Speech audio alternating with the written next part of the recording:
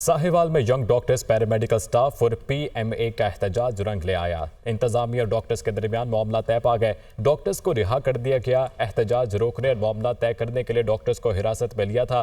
कोई भी डॉक्टर हिरासत में नहीं है, ऐसा बताया गया है पुलिस की जानिब से। नवीद गनी हमारे साथ मौजूद हैं, तफसीलात से आगाह करेंगे। नवीद, क्या अपडेट्स हैं?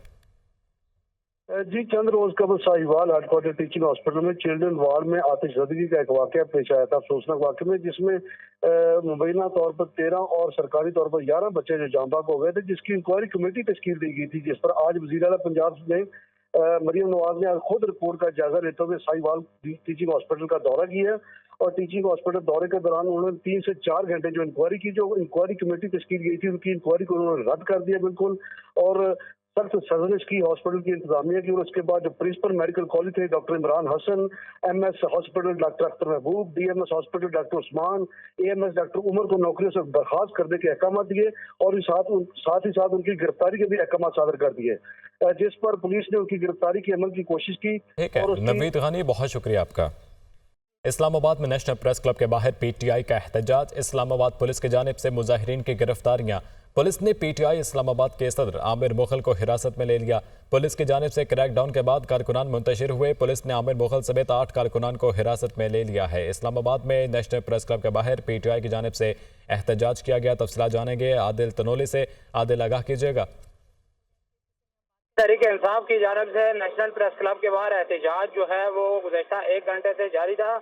ताहम बगैर एनओसी के और बगैर ज़िले इंतजामिया की इजाज़त के जो पीटीआई की जानब से एहतजाज किया गया, उस पर पुलिस और पीटीआई कारकुनान के दरमियान जो है वो टकराव हुआ है। और इस दौरान पुलिस की जानब से जो है वो हुलड़बाजी करने वाले जो कारकुनान थे, पीटीआई के जो जिले सदर हैं आमिर मुगल समेत 8 कारकुनान को जो है वो हिरासत में लेकर इस्लामाबाद के मुख्तलिफ थानों में शिफ्ट कर दिया है। और इस वक्त जो ताज़ा तरीन सूरत हाल है, उसके मुताबिक जो पीटीआई के कारकुनान जो कि एहतजाज करना चाह रहे थे नेशनल प्रेस क्लब के बाहर, तो वहां से मुकम्मल तौर पर उनको पुलिस की जानिब से मुंतशिर कर दिया गया है।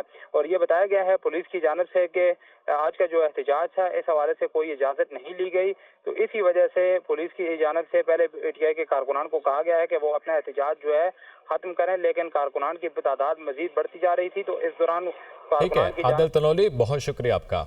मनासिक हज का आगाज। मना में खैमा बस्ती आबाद। लब्बैक अल्लाहुम्मा लब्बैक की सदाएं। हज का रुकन आज़म वक़ूफ़ अरफा कल अदा किया जाएगा।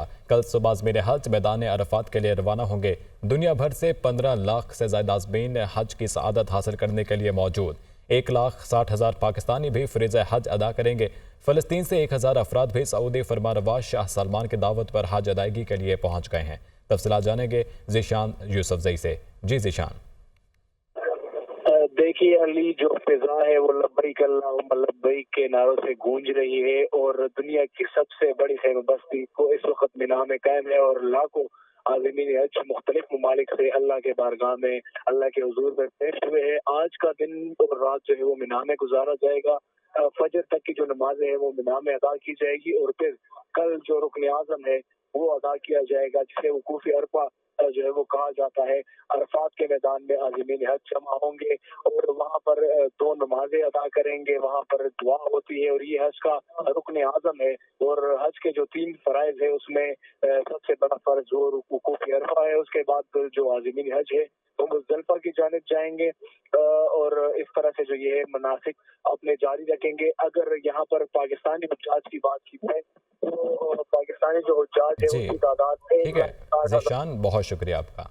सिंध का आइंदा माली साल का 3 खरब 56 अरब से ज़ायद का बजट पेश। सरकारी मुलाजमीन की तनख्वाहों में 22 से 30% इजाफा। रिटायर्ड मुलाजमीन की पेंशन में 15% इजाफा तजवीज़। सूबे में कम से कम उजरत 37,000 रुपये मुकर्रर। तरक्याती अखराजात की मद में 959 अरब रुपये मुख्तस। सूबे की कुल मुतवक्किया आमदनी 3 ट्रिलियन रुपये है। विफाक से 62% मिलेंगे। 22% वसूलियाँ सूबाई हैं। अदायगियों और सरकारी सरमायाकारी के लिए 142.5 अरब रुपये मुख्तस करने की तजवीज़।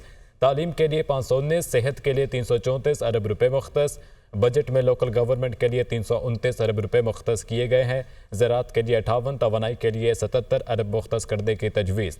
आबपाशी के लिए 94, ट्रांसपोर्ट के लिए 56 अरब रुपये मुख्तस किए गए हैं। सिंध को विफाक से PSDP के मद में 77 अरब रुपये मिलेंगे। वज़ीर आला सिंध मुराद अली शाह की बजट तकरीर।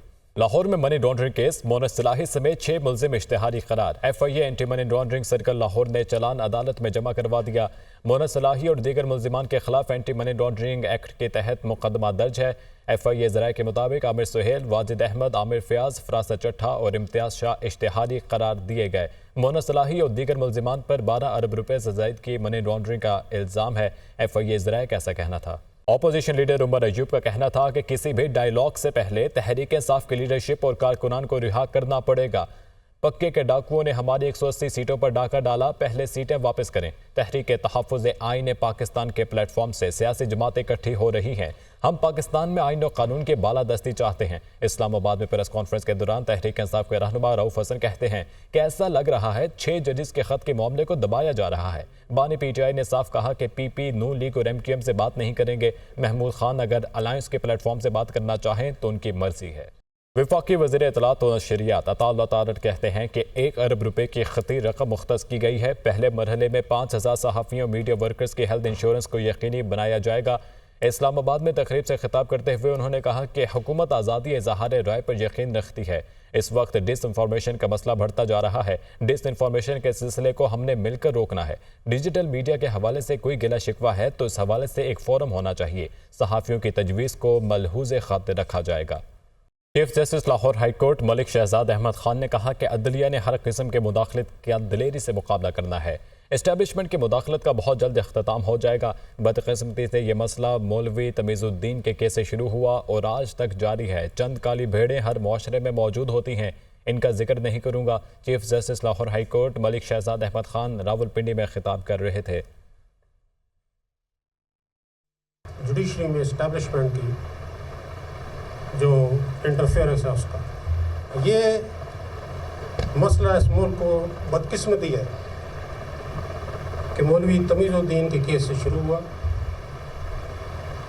और आज तक ये जारी व सारी है। हमें खतूत आते हैं, हमारे पास कंप्लेंट्स आती हैं, हमारे पास ओरल कंप्लेंट्स आती हैं। जुडिशरी में इंटरफेरेंस की जा रही है जिस पे मुख्तलिफ इदारे नाम लेना मुनासिब नहीं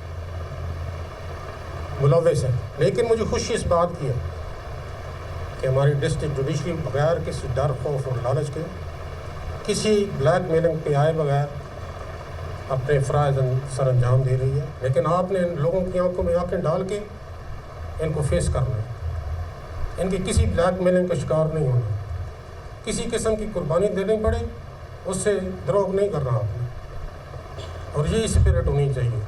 इसलिए मैं अपनी डिस्ट्रिक्ट जुडिशरी पे फ़ख्र महसूस करता हूँ। ये जो इस्टेब्लिशमेंट की इंटरफेरेंस है जुडिशरी की, ये बहुत जल्द इसका अख्ताम है। कि ना सिर्फ ये बात मेरे ईमान का हिस्सा है बल्कि इसमें मेरे तजर्बा भी शामिल है। इस्टेब्लिशमेंट से जान छुड़ाने की, इस्टेब्लिशमेंट के इंटरफेरेंस से जान छुड़ाने की, इसका मुकाबला हम सब ने दिलेरी से करना है, जुर्रत से करना है, बगैर किसी खौफ के करना है। इस ईमान के साथ करना है कि इंशाल्लाह ये इंटरफेरेंस जल्द ख़त्म होती रहेगी।